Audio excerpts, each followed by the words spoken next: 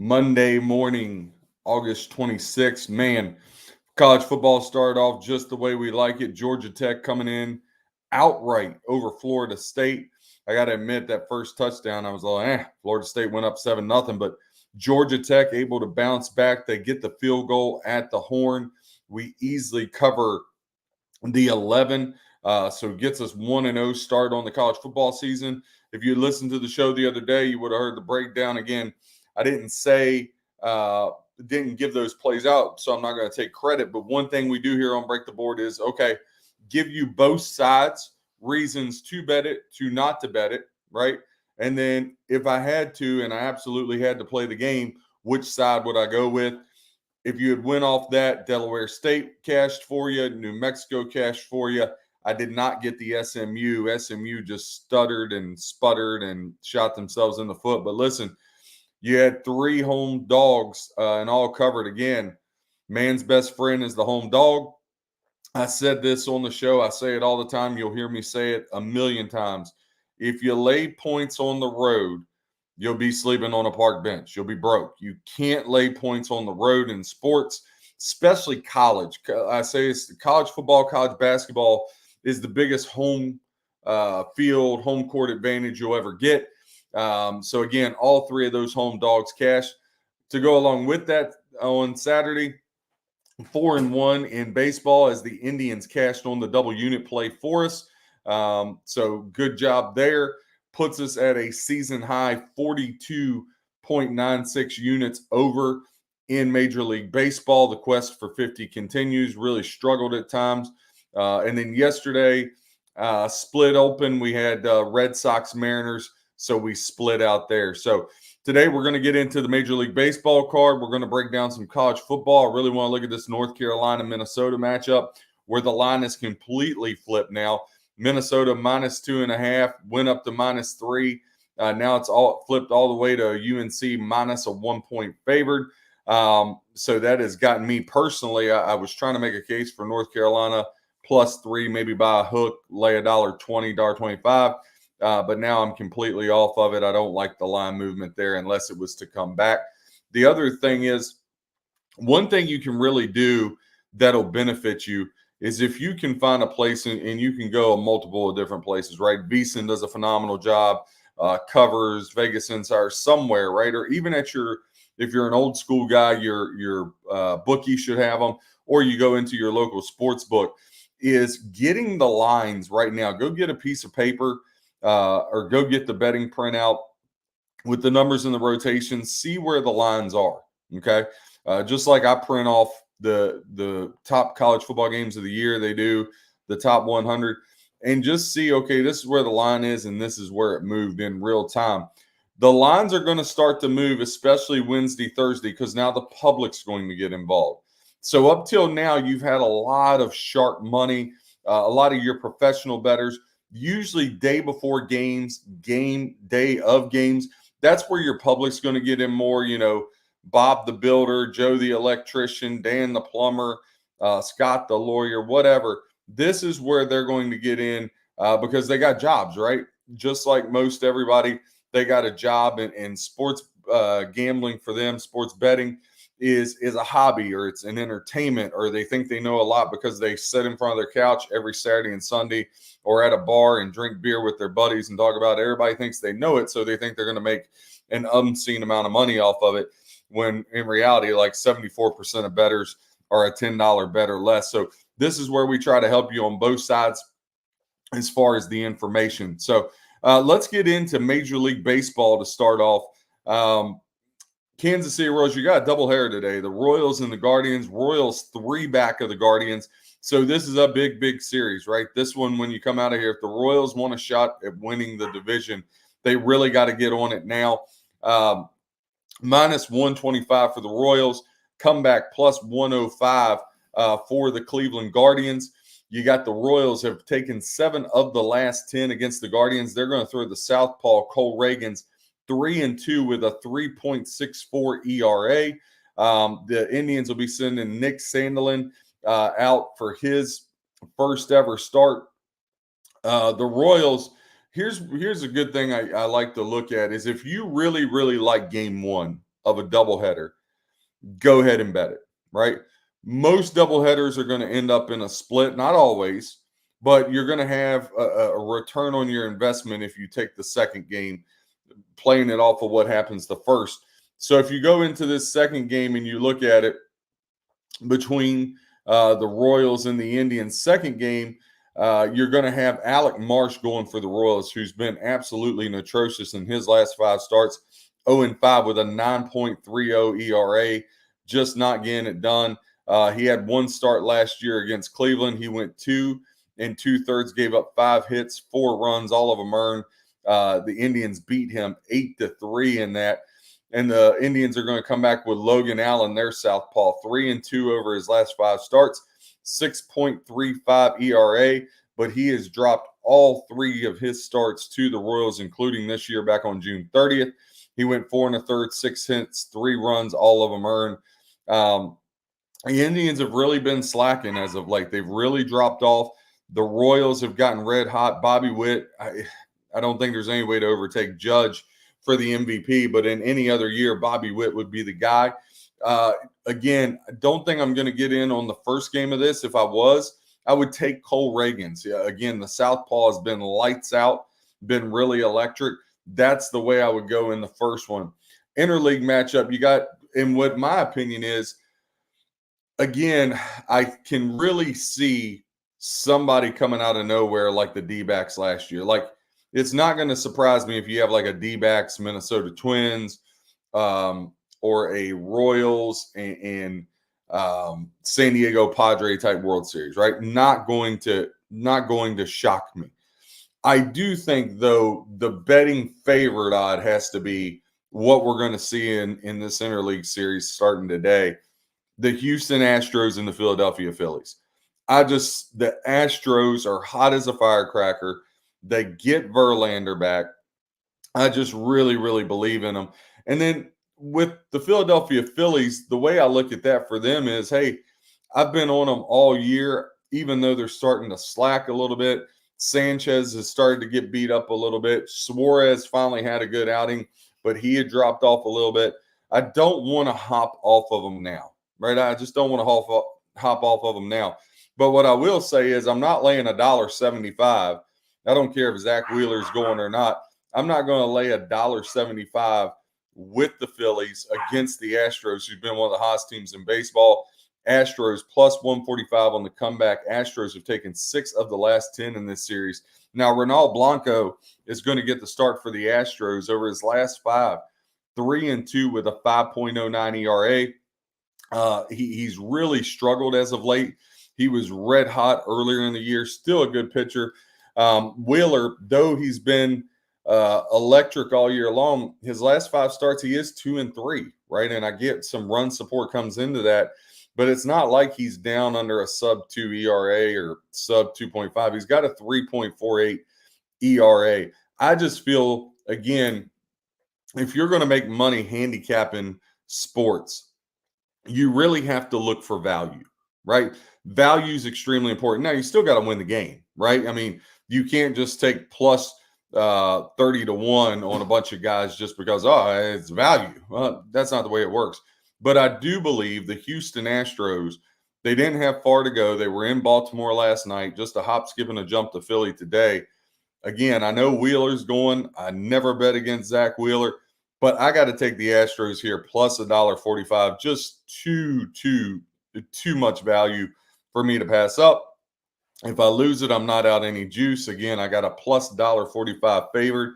I can live with that. One of the big things you got to be able to look at is if the bet loses, there's 2 things. I always tell people you have to look for a reason not to bet a team, right? If you can look, so let's say, hey, I like the Phillies, right? Okay. Look for reasons not to bet them then. Right. And then after you look into those reasons, do you still feel convicted by your power rankings, by the trends, by the stats, by whatever metrics you go off of, right? Do you still feel comfortable with that? If you do, then by all means bet them. But I think more times than not, instead of just having a natural reaction, because again, we have those cell phones in our hands and it's just easy to fire off bets, right? It's harder for the average Joe to make a profit now than ever before. Because before, you had to like dial up the bookie, or if you were close, run to a casino. Now that it's legalized so far, the books are making a killing, right? Government now is making a killing off of it because it's easy accessible. It's easy to fire off. Oh, I'm just going to throw a little $2 $5 parlay. But if you throw 20 of them off, you blew 100 and you're like, ugh, right? When you would have been much better either following somebody you trust or getting your notes from somebody you trust and then breaking it down and saying, okay, let me fire off 5 $20 bets instead of a bunch of little hundreds hoping I win, or a bunch of little $2 $5 bets that equal 100. If I go 3 and 2, at least I'm going to make some money, and you steadily build that bankroll. You can check it out, breaktheboardsports.com, for college football this weekend. You get all the college football $9.99, or you can get everything all inclusive: college football, NFL, and Major League Baseball for $14.99 bi-weekly or $24.99 a month. Check us out, breaktheboardsports.com. But with the Astros, again, just way too much value. New York Yankees will go against the Washington Nationals. I mean, Yankees, they're laying $2 every daggone day. Minus 185 is what they're listed right now. Nestor Cortez, the southpaw, against another one, Mitchell Parker, plus 155 on the comeback for the Washington Nationals. Now, head-to-head, the Yankees have taken 6 of the last 10. Last year, though, these teams played a 3-game set, and the Nationals took 2 of 3 from them. But Cortez in his last 5, 3 and 2 with a 4.08 ERA. Mitchell Parker, he's been just as good, 3 and 2 with a 3.95 ERA, averaging 5 1/3 innings pitched. Parker has never pitched against the Yankees. Cortez has never pitched against the Nationals. Again, I'm not going to lay that much wood on the road. Nats, I mean, they're tricky, man. They have the Braves number. They took 2 out of 3 from them. Now they're home. The Yankees, they're starting to stretch out just a little bit on Baltimore. So, again, if I had to make a play, I would actually take the home dog with the Washington Nationals here in Mitchell Parker. I think that's a better play than laying that price on the road with the Yankees. Again, me personally, it's going to be a stay away. If you're looking for value, it's Nationals, and it's the fact, hey, they actually play the Yankees pretty tough when they match up. Mitchell Parker, again, been lights out. If you're taking the Yankees, you're just taking, okay, I know they got to win the division. I know they got the lead, and they're the far superior team over the Nationals. They got a huge lineup, a lineup much better than the Nationals. And Juan Soto goes back to Washington. You would think he would want to show out there. So either way you go, you got some reasons to. Again, for me, the reason not to, and the reason I'm not going to bet the game despite the value and despite the Yankees being the better team, is I'm not going to trust a dead Washington Nationals team, and I'm not going to lay $1.85 on the road. But hey, fire off as you will. But those are the opinions here on Break the Board Sports. Next, Toronto Blue Jays at the Boston Red Sox. Red Sox just got demolished in their series here against the Arizona Diamondbacks, where they got swept after winning back-to-back against the Houston Astros, rather. I apologize. Toronto has taken 6 of the last 10 in this series. However, this year Boston has owned them. Boston 4-1. Toronto got the last game back on June 25th. Jose Barrios goes for the Blue Jays, 4-1 with a 2.73 ERA. He's averaging 6 1/3. He faced Boston 3 times last year, in which he went 2-1. But his last start, no runs, over 7 innings pitched. Jose Barrios pitched very well, and he's been lights out here. Really caught fire these last 5 starts. It's a shame the Blue Jays tanked the way they did. On the other hand, Boston, Nick Pivetta, he's 3-2, but he's got a 7.50 ERA. He's won 2 of his 3 starts against the Blue Jays, including back on June 17th, where he went 6 innings, gave up 9 hits, 3 runs, all of them earned, 4 strikeouts for him. I mean, Boston right now, they're in a world of trouble. They were really fighting there. They were like a game back 2 weeks ago in the wild card. Actually held a spot till the Royals hopped them. Now they're 4.5 back in the wild card. They're not playing good baseball. They've lost 6 of their last 10, lost 3 in a row here. The Blue Jays, they totally flipped in their last 10 games. They're 6-4 and they've won 4 in a row. And so with all that being said, the fact that the Red Sox are laying $1.55, no thank you. The plus 130 on the Blue Jays, I will take that. Again, just a value play. Two teams that are really out of it. I mean, Boston would need a lot to go right for them to get in this thing. So I'm going to take the value, and I'm going to take the Toronto Blue Jays plus $1.30. So we got the Blue Jays plus 130, Astros plus 145 as our two value plays so far for Monday. Next, we're going to go to the Atlanta Braves. Max Fried on the hill to Southpaw against Bailey Ober and the Minnesota Twins. Twins laying $1.20. When did you ever think you would see Max Fried plus $1.05? Just unreal. Braves clinging to that last wild card spot. They're 2.5 up. Twins, they're comfortably in the playoffs as of today, but they're 3 back of the Indians. Again, they're still vying for that wild card spot to get in there. Your over-under sets at 8, juiced minus 115 to the under. Now, the Braves have taken 7 of the last 10 meetings in this series, including 5 in a row. They swept the Twins last year. Max Fried, though, has not been the Cy Young Max Fried that we're used to over his last 5 starts. 1-4 with a 5.06 ERA. His last start out against the Phillies, pitched 7 innings, 4 hits, 2 runs, 4 strikeouts. That was a 3-2 loss for the team. His only start against Minnesota came back in 2019, so not really good data there. 5 1/3, 5 hits, 3 runs. But again, it's been so long. I hate to give a lot of credence to that. I'm really big on trends in the past in football and in hockey and in college basketball. NBA and MLB, I don't put as much credence to it. And you might say, well, what's the difference? Because the rosters overturn either way.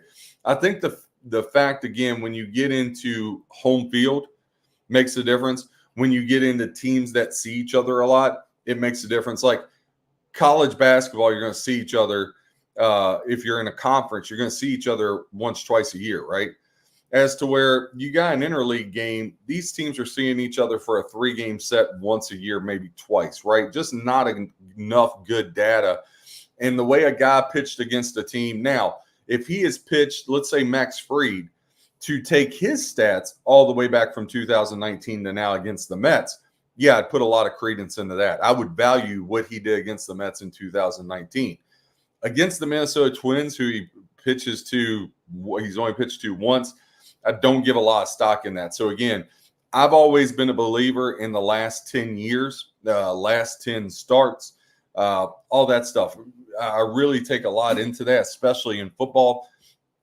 However, if it's like long stretches between playing each other, I give it no credence. So again, that's just the difference there, something to look at.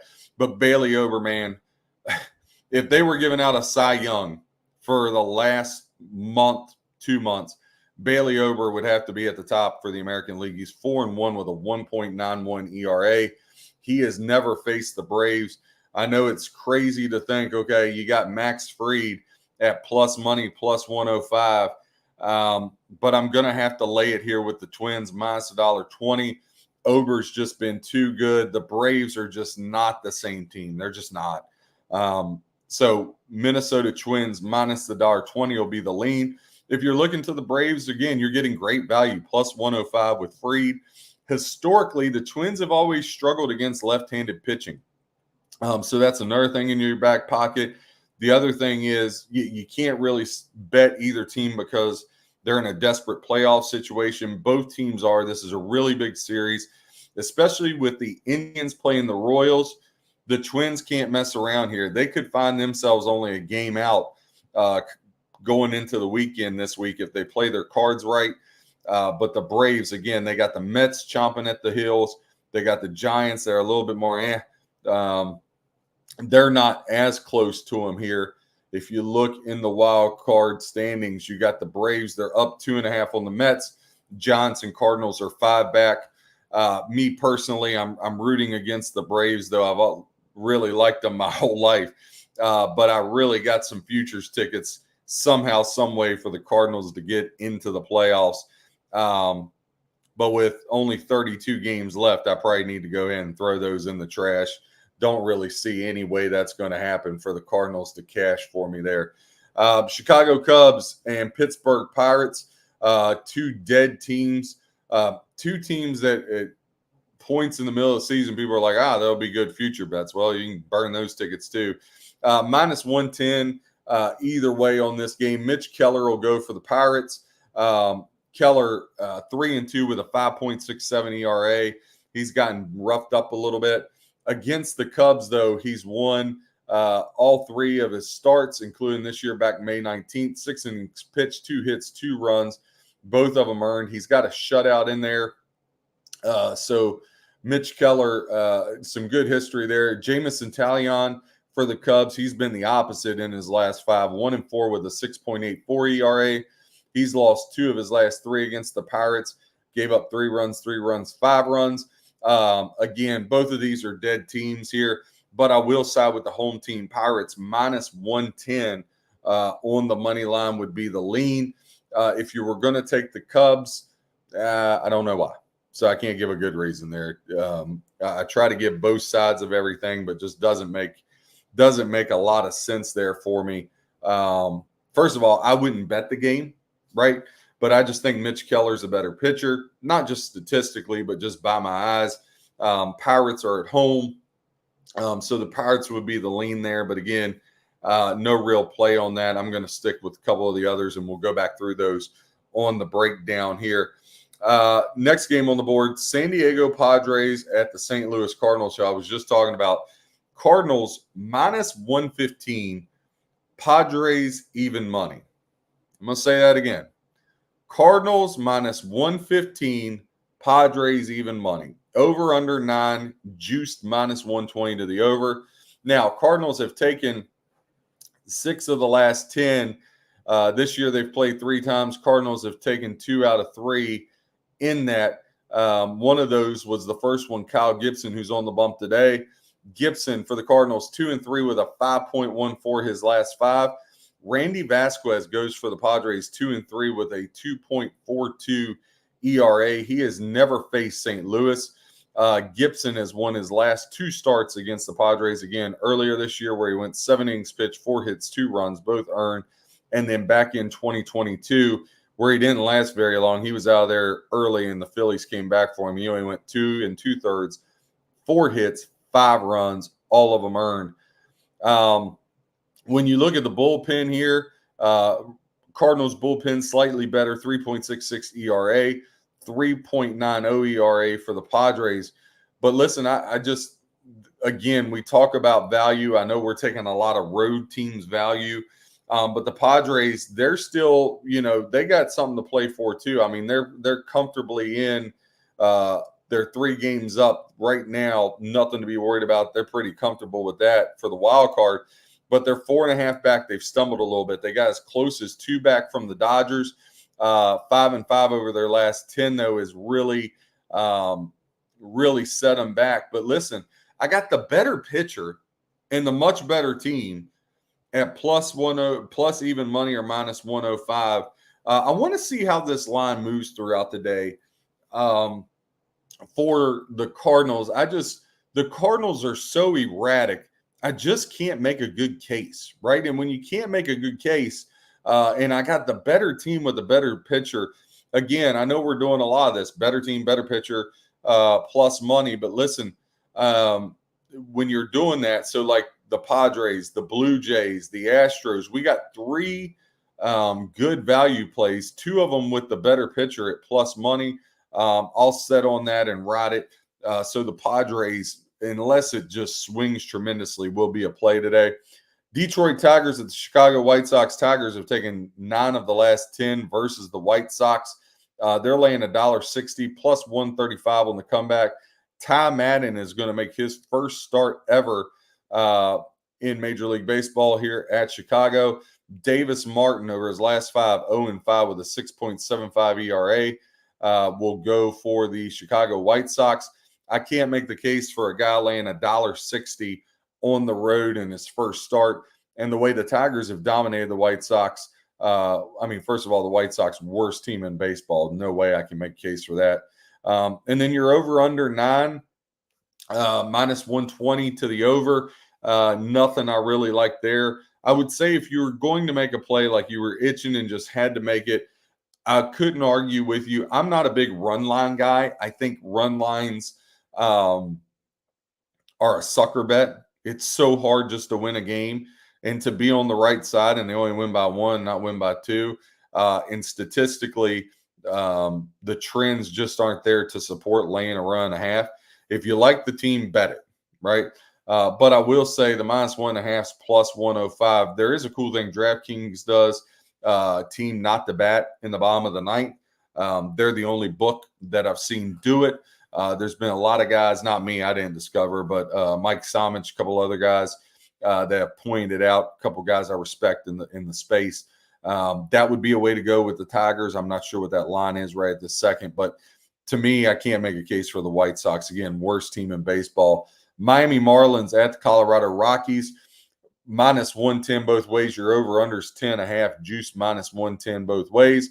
The last 4 meetings have all went to the Miami Marlins. They're going to throw out Edwin Cabrera, 1-4 with a 3.67 ERA. Colorado has no idea who they're starting, and they're hoping that they don't even have to play today, that something happens.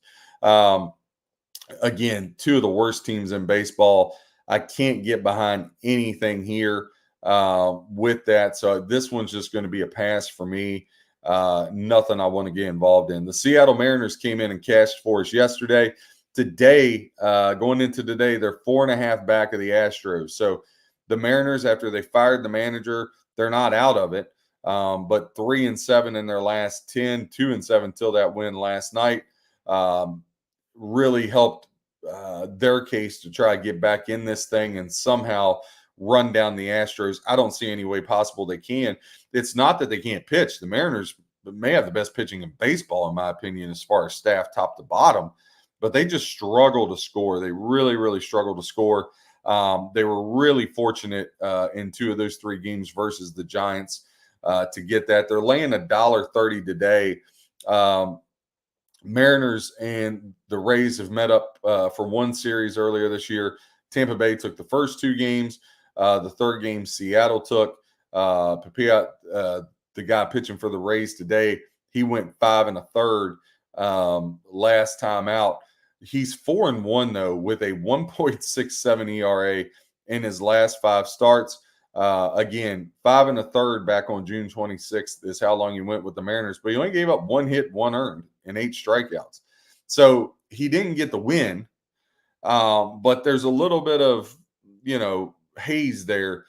He pitched extremely well. You give up 1 hit, 1 run, but he's 4-1 with a 1.67 over his last 5. Bryce Miller, he's been really strong all year. He's had a great year for the Mariners. Over his last 5, 3-2 with a 2.93 ERA. Against Tampa Bay, he has lost both of his starts. Both of them came last year. Gave up 9 hits, 5 runs, 1 hit, 2 runs, right? So he has had his issues. Bullpen-wise, Rays hold a 3.78 ERA. The Mariners bullpen, 3.92. Again, it's like the trend of the day. You're either going to sink or swim here with it on a Monday. But we're going to go ahead and grab the Tampa Bay Rays plus 110. Again, another value play with the better pitcher.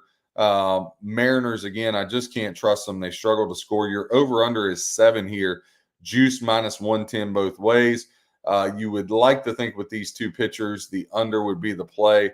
But every time I think that, I get kind of blown off the board there instead of breaking the board. So to run down through baseball again, Royals and Indians, you have a doubleheader today. Again, I would say if you're going to take a shot, take the Royals game 1. Okay. If the Royals win, take the Indians game 2.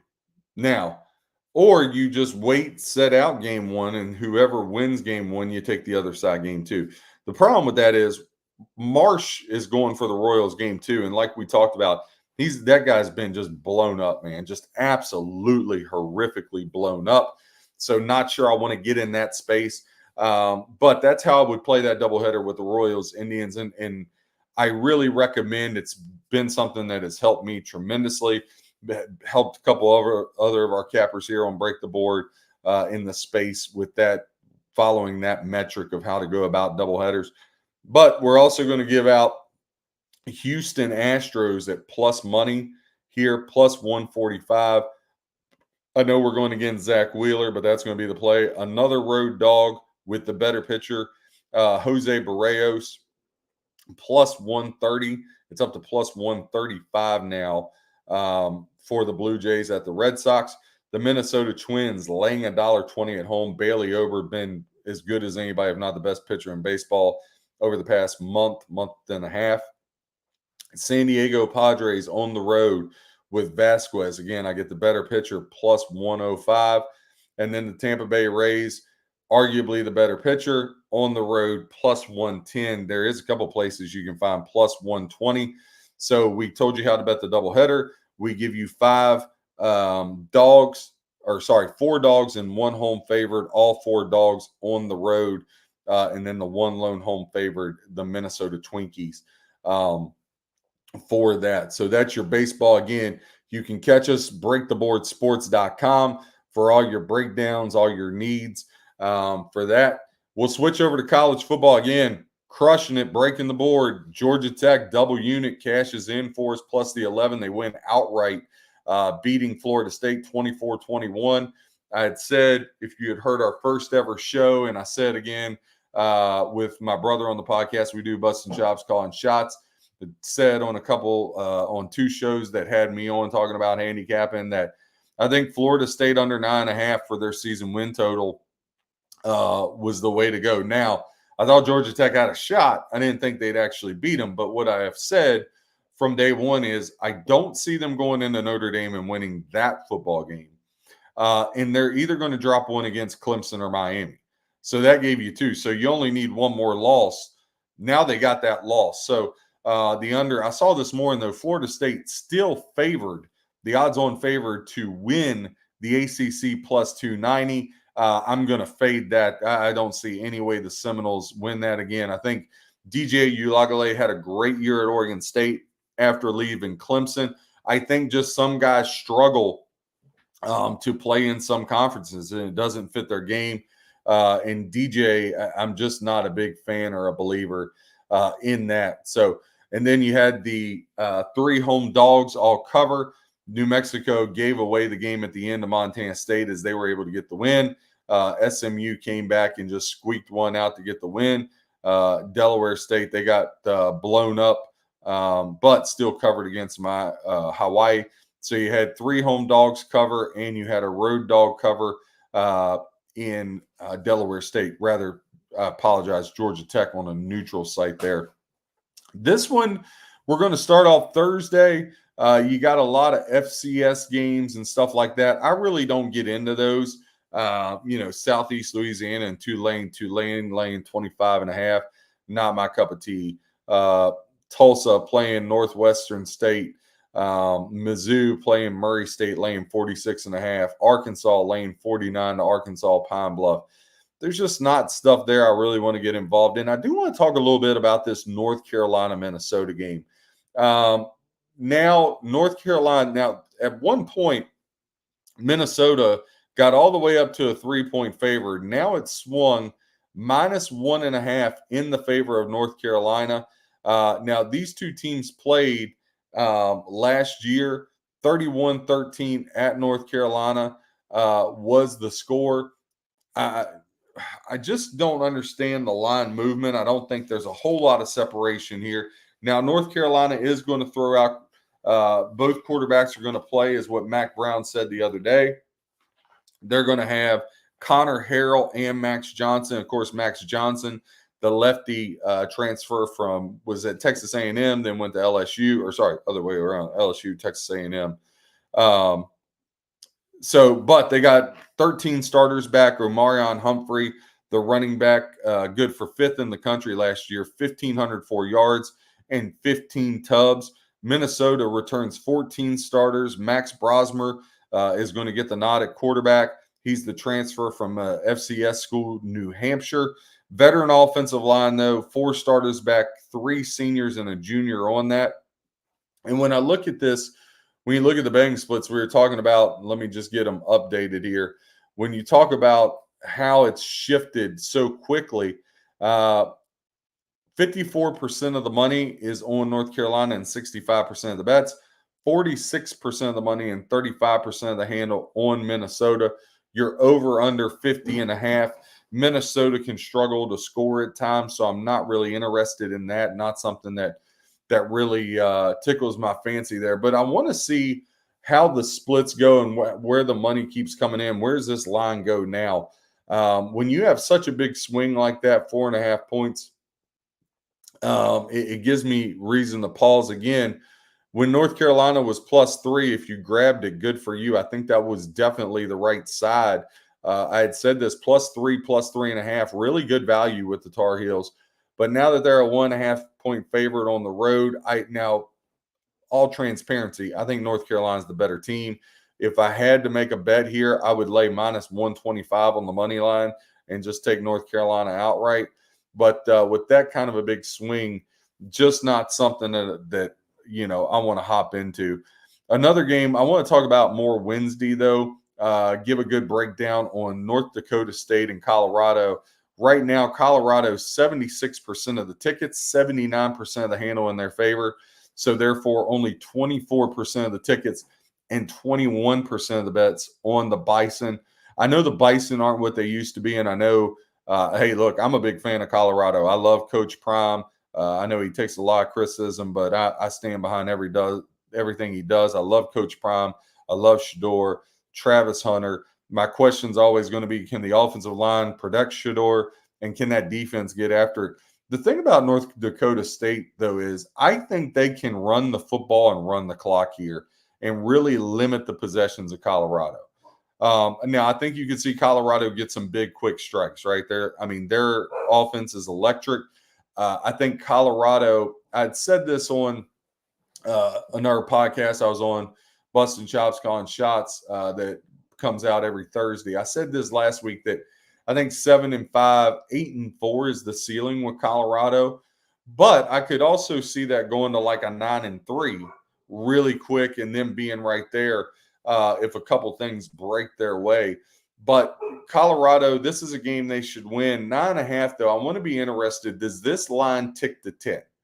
Because right now, other than Sharps, again, this is going to be your classic split. Sharps are going to be on North Dakota State.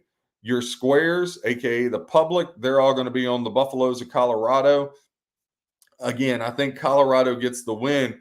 But if North Dakota State can run the football here, manage the clock, I think you got a really good shot with the dog. Listen, again, Vegas, all the other books, offshore, doesn't matter. They want the 50-50 split. Why? Because if it's a 50-50 split, they got the juice, they make their money. Bada bing, bada boom. So it'll be interesting. Does more money come in to kind of level that out for the Bison, or is people going to follow Colorado? My guess is going to be people are going to follow Colorado.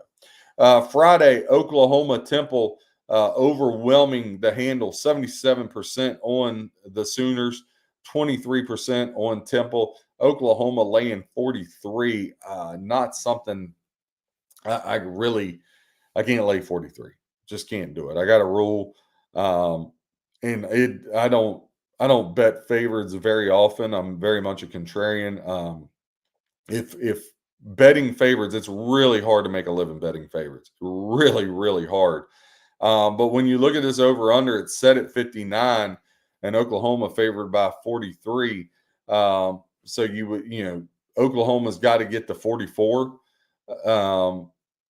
44 points, 44-0 to cover. And that still doesn't get you to the over there. So Temple, they're going to be really down. Not something I'm going to be interested in that game. But I will give you by Wednesday and Thursday, you'll have all the breakdowns of each team if you subscribe here on our YouTube. Plus, if you go on to sign up for a package, you'll have all the notes. You'll get a paragraph of each team breaking down, and you'll get the opinions of why, if you wanted to take Temple or Y if you wanted to take Oklahoma. And then on that, we'll put what we're going to take or give out what would our leans be. Plus on that, you get anywhere from 5 to 10 plays a weekend with that package. Again, $14.99 every 2 weeks on that, or you can go $24.99 a month. Another game on Thursday. This line has gotten almost to where I want it to get to.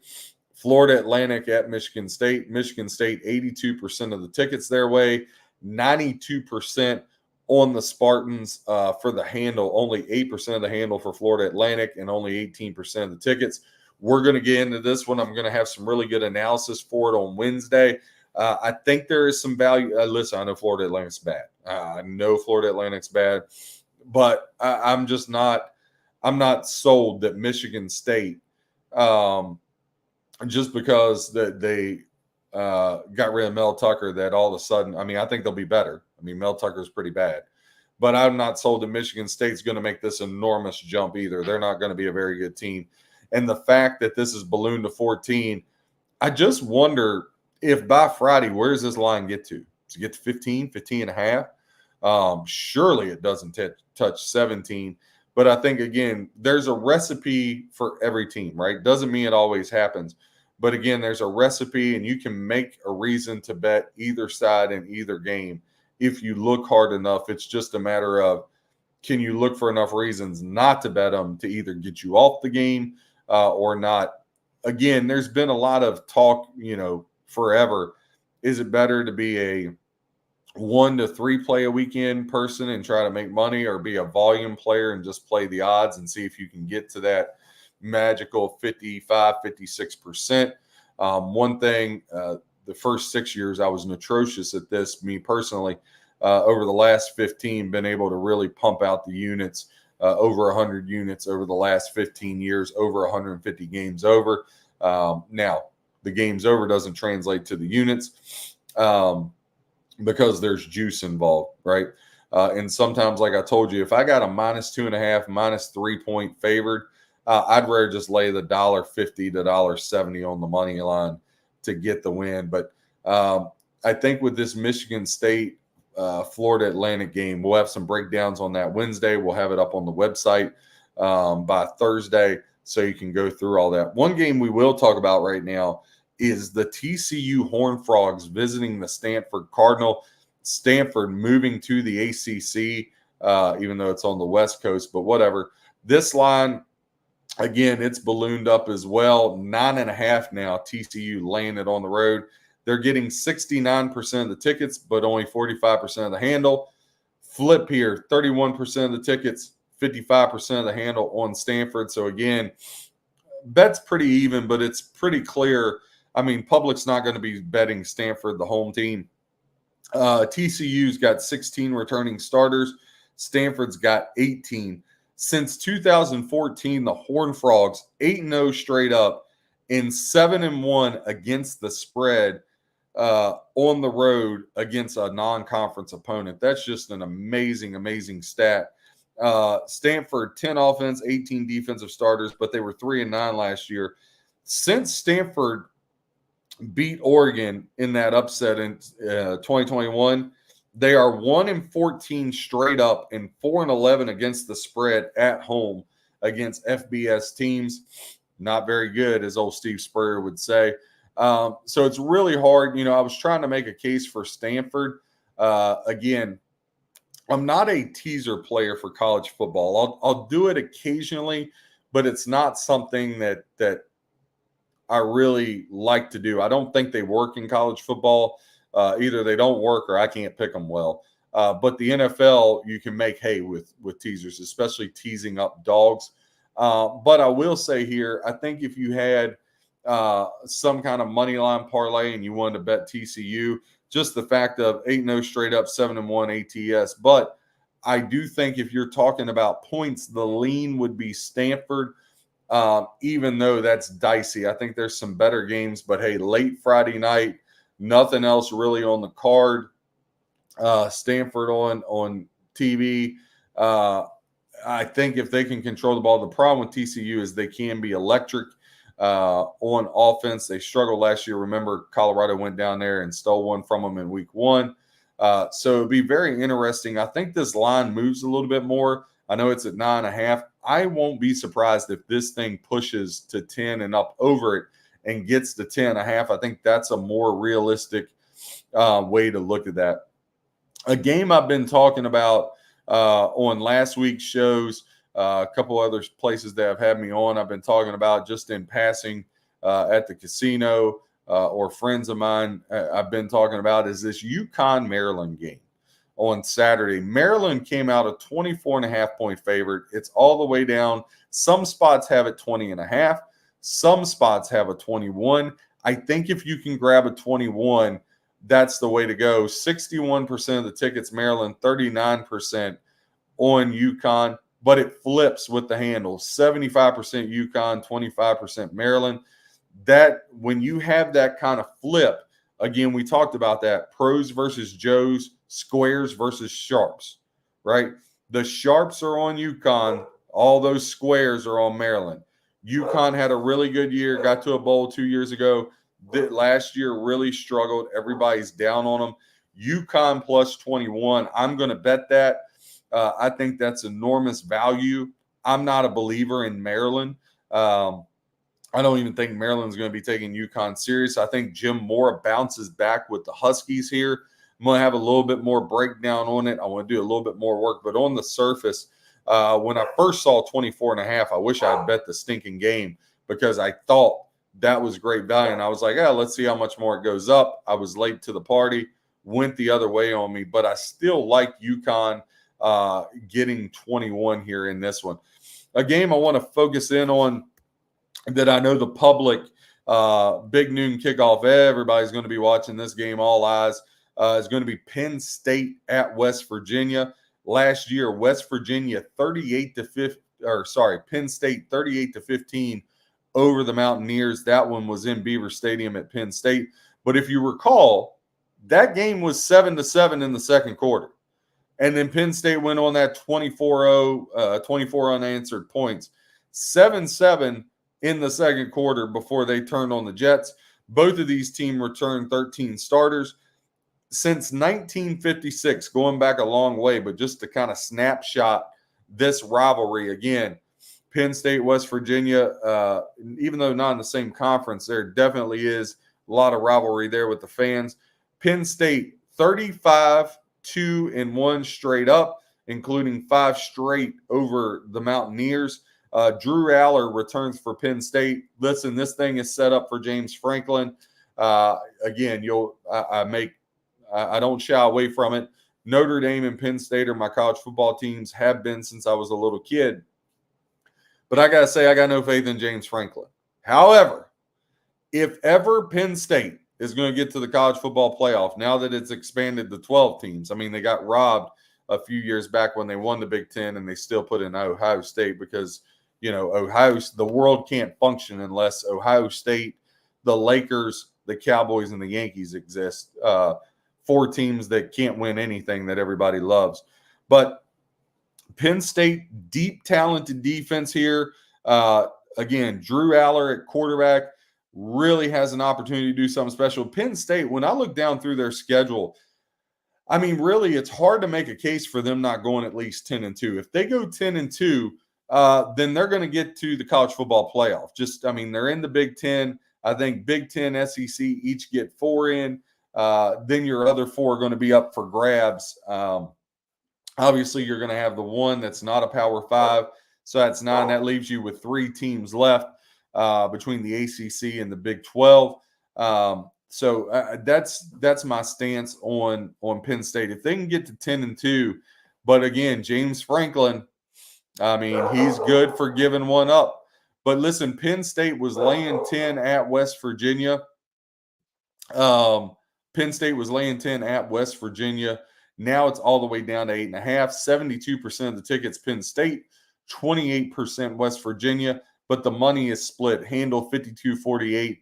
So right about where you expect it to be. But again, all the tickets are on Penn State, whether they're $2 or $20,000. Penn State is the side everybody's going with here. Again, the fact that everybody's on Penn State, but the line has went down gives me reason to pause. I'm not going to lay it with Penn State. I don't know if I can make a case for West Virginia. Again, that Penn State defense, very talented. Now they get Tom Allen comes over. Manny Diaz, the old defensive coordinator, he took the head coaching job at Duke. Tom Allen, remember him, the head coach of Indiana when they had Michael Penix. He comes over as the defensive coordinator. So I do love that hire for Penn State. Penn State just struggled at wide receiver. That was their biggest thing. I like Drew Aller a lot, but they struggled to get separation. Penn State receivers could just not get away from anybody. And then on top of that, leading receiver Keandre Lambert-Smith, he transfers out to Auburn. Now they do get Julian Fleming. He was top wide receiver in Pennsylvania. He comes over in a transfer from Ohio State. So we'll see if possibly he can squirrel open and get open for Penn State there, because, again, they just really struggled getting that separation that they needed. West Virginia, Garrett Green at quarterback. They get 3 of their 5 starters back on the offensive line. Total on the offensive line, I like what West Virginia has there. A lot of experience, right? Even if not starters, just a lot of game experience. 4 seniors and 1 junior to go along with Green. I think West Virginia should be able to pound the rock for sure with Jaheim White and C.J. Donaldson. They combined for 1,570 yards and 24 tubs last year. Again, there's a recipe, right? The recipe is to keep Penn State off the field, right? I think West Virginia can do that. I think West Virginia is really sneaky. I mean, 9-3 last year. They could really win this Big 12. Now, I hate to be such a square about it, but I just feel so strongly about Utah and about Oklahoma State. But I can definitely see West Virginia making a run here. If West Virginia could somehow get the upset, that would just be huge. Again, James Franklin never shows up in big games. The 8.5, I would love to have 10. The 8.5 is probably going to give me pause here. My power rankings and my preseason line, I had Penn State 10.5, so I was right on the button. Now that it's went to 8.5, I'm probably not going to bet the game. But again, Penn State more talented, blew them out last year, has the better quarterback, has the better defense, all the reason in the world to lay the 8.5. For West Virginia, if you're looking at that side, Morgantown's going to be rocking. I mean, them kids are going to be out getting hammered at 6 in the morning, singing country roads. I love what they have at the offensive line. I think West Virginia can hang in the line of scrimmage, and that's really where it's at. Penn State always has a really good defense, really tough defensive line, but I think West Virginia can hold up.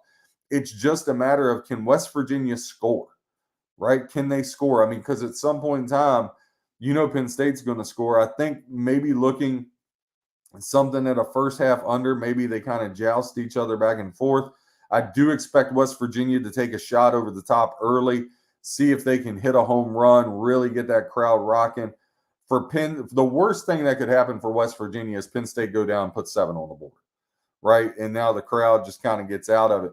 Again, West Virginia was hanging in there last year, 7-7 in the second quarter, and then they give up 24 unanswered. Can't let that happen. Obviously, that's not a good recipe for success, and could really give West Virginia issues. But I see both sides to this. If I had to play the game, I would hope and set out and wait. If it goes back to 10 and the money still is the ticket count is still as lopsided in favor to Penn State, which I think it will, it's just a matter of, will that line creep back another 1.5 now that we're 5-6 days out? I don't think it will. If it did, I would probably take a shot with the home dog West Virginia, because I will tell you, I've been to Morgantown. I'm a Penn State guy, but Morgantown's going to be rocking. But 8.5, just a little too short. But again, Penn State, I can definitely see the reason going for both sides. I'll have another mock-up on this to give out on Thursday for Penn State, West Virginia. Another game we're going to really have some good information on is this Virginia Tech Vanderbilt. Virginia Tech, 19 starters back. They are primed and ready, maybe a sleeper in your ACC. Vanderbilt, that program's been asleep forever. But 13.5, but 70% of the tickets, 88% of the handle, right? 88% of the handle in favor of the Hokies. only 12% in favor of the Commodores of Vanderbilt, yet the line is froze at 13.5, has not moved. I really feel like, people always talk about rigged. Listen, you can't rig sports like that. There's too many things have to happen. The bookmakers are just phenomenal. They've been doing this forever. They know what they're doing. Again, average Joe who just picks up his cell phone to fire off a bet, he's going off of what he sees, who's ranked where, or what he feels in his heart. He's not taking in stats against the spread, betting splits, history, not taking any of that into account. The fact that it's froze at 13.5 and all the hype around Virginia Tech may be on their way back up since Frank Beamer left, as they've struggled a couple of years. I just feel like they're baiting you into taking Virginia Tech. I'm not going to take the bait. For me, it's either a set out or Vanderbilt. I just can't get behind Virginia Tech laying 13.5 on the road. They haven't proven that to me, even though Vanderbilt's absolutely horrific. I'm not going to take the Commodores ever. I mean, last year I couldn't even get them, taking them 4 touchdowns. They couldn't cover for me. So I'm not going to hop on that now. But I do think there's no way you can lay the 13.5 with Virginia Tech. Now, if the bets keep pouring in on Virginia Tech, which I expect to happen, and that line creeps 14, 14.5, 15, okay, now you're buying it. But the fact that thing has frozen itself out at 13.5 and hasn't moved, and the gap in the betting splits keeps getting bigger, I want no parts of it. I feel like that's a trap game. I'll stay away and tiptoe around that hole. If it's not a trap, again, something in your handicapping, when you make a bet, win or lose, if it loses, can you say at the end, I would have made that bet 100 times out of 100 times? See, I think that's the problem. A lot of people make bets and just think, oh, yeah, I think that's a good one, I'll win. And then they look back, oh, well, this happened. That. No, can you live with the bet? If you lose it, can you look and say, I'd have made that bet 100 times out of 100 times, I just got beat? That's one thing I really try to do. Again, look for all the reasons not to bet it.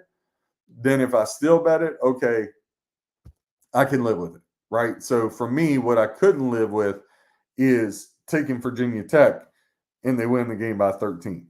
Or Virginia Tech's up 20 and Vanderbilt scores a meaningless backdoor touchdown, and then I got to relive the game on bad beats with Scott Van Pelt, right, the next week. That's the last thing I want to do. So, but we'll have some breakdown on this. I think there's some good information I found on both.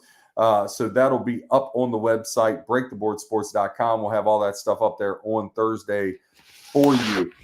Georgia Clemson, this is another one. It touched 14 just briefly and went right back to 13.5. But listen, it's all Georgia all the time. Mercedes-Benz Dome, 81% of the tickets, 82% of the handle on Georgia. Nobody loving Clemson. I want to see how this moves. Clemson intrigues me. Cade Klubnik back. Dabo pissed. Everybody talking about how he doesn't use the portal. Georgia is clearly, let me just be clear, Georgia's the best team in college football. Kirby Smart, I call him Little Nick. Little Nick Saban, Kirby Smart, has built the next great dynasty in college football. Love what he's doing. I can absolutely see Georgia blowing this thing open, but I'm a little intrigued by Clemson here and what they can do. Another game that we'll have up there on the website, I want to break down South Dakota State, Oklahoma State. Again, South Dakota State finally touched 10. But listen, we learned from Montana State and New Mexico how easily the FCS, it's funny. Sometimes they come out and it's like, whoa. But then when they get in that, there's a letdown. But I think the difference is Montana State, there was a letdown because they're playing New Mexico. As to where South Dakota State, now you're going into Stillwater. You're the best team in the FCS and a real chance to do something special here. So we're going to take the South Dakota State Jackrabbits. We're going to have a markup on that and talk about that on Wednesday's show. We're going to break down Miami and Florida on Wednesday's show and give you some good stuff on that. Same with Boise State, Georgia Southern. A game that I've had circled since the beginning here is this Michigan, Fresno State, it's up to 21.5. First of all, the fact 82% of the tickets are on Michigan and only 18% on Fresno State. I'm a huge, huge fan of that. Fresno State, 13 starters back. Remember, last year, Fresno State opened up at Purdue as a 3-point dog, scored a touchdown with 59 seconds left to get the win there, 39-35. Since 2011, Fresno State 4-0 ATS versus top 10 teams when they've been a dog of 21 or more. How much of a dog are they here? 21.5. So again, Fresno State, ton of value. I'm going to bet them, going to give them out. I think Fresno State is the right side here. Michigan 1-2 the last 3 years ATS versus a Mountain West team. The only cover there coming against Colorado State. So again, we'll have some more stuff in that. But I think Michigan sputters out the gate. I think they're a little slow coming out the chute there. A lot of new changes. Again, I don't like that Fresno State's head coach is out, but I do think they can keep the ball on the ground, shorten the game. I don't see Michigan's offense being this electric, over-the-top offense. And then again, another big game we'll talk about on Friday, Notre Dame and Texas A&M. Can't wait to break this one down. We're going to get into NFL divisions on Wednesday. Want to talk about the Circus Survivor. Obviously, we're in that. I want your opinions. Click subscribe. Shoot me some message. Who would you take week 1 in the Survivor? Right now, the Bengals obviously are the most common. But gosh, if they were to go down, 90% would go down. I feel like everybody's going to take Cincinnati over New England because New England just looks like an absolute disaster of a team. But I also, I want to take the Saints, but I'm not really sure what the Panthers and Bryce Young are going to look like. They're kind of an enigma to me. They could end up being one of the 3 worst teams in football, or do they make a bounce back? Right now, you can get the Panthers plus 11-1 to win the NFC South, and that may sound crazy, but listen, in a division where you got Baker Mayfield and Derek Carr and 3 defensive head coaches between the Saints, Falcons, and Bucks, I don't have a whole lot of faith in any of them staying consistent. So, hey, maybe worth a flyer there. I think another team you really got to look out for, I really like the Arizona Cardinals. If Kyler Murray can stay upright, I think they sneak in the playoffs. You can still find some good numbers on that. But again, we'll get into all things NFL and get around that. Again, appreciate the support. Click subscribe. You can check us out on our Twitter handle on X at BTB Sports 64. And follow some of our clips. We're going to be giving out plays and information all week. And again, Wednesday and Thursday, you'll have all the betting notes up on the board. So you can take those notes and say, hey, what fits us best?